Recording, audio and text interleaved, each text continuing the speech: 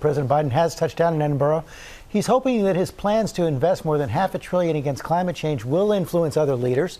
Cecilia Vega is traveling with the president. She joins us now. Good morning, Cecilia. Hey, George, good morning from a windy Scotland this morning here. President Biden, you said it, he just touched down. We've got that video coming in right now. He's got a tough sell here. That's the reality for him this morning. He needs to convince these other countries, as David was saying, that America can actually lead on climate. You mentioned that domestic program back home on climate change, $555 billion in that social infrastructure package. That's a record amount of money being dedicated by the federal government to fighting climate change.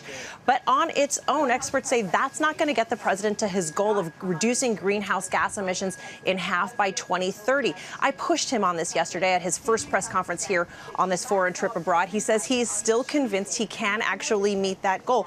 But this morning, we've been talking about this. The president and other world leaders of these richest countries around the world, they're facing a lot of heat right now for what's been seen as setting only these modest goals on climate back home. The president's going to really be laying out some plans to help these developing nations, what David was just talking about.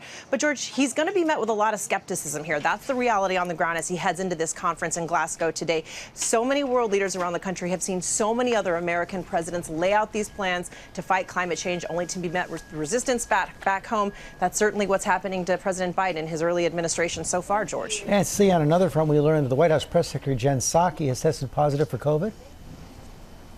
Yeah, this is a big deal. She's not on this trip. She stayed behind because she said she had a family emergency, and she announced yesterday that a member of her household had tested positive. She tested positive yesterday after testing negative for 4 days in a row. She says she is vaccinated. She's only experiencing mild symptoms. But the big question is what kind of contact she had with the president. She says she last saw President Biden in person on Tuesday. They were outside. They wore masks. They were socially distanced. And we're told by the White House that President Biden tested negative yesterday on his way into Scotland here, George.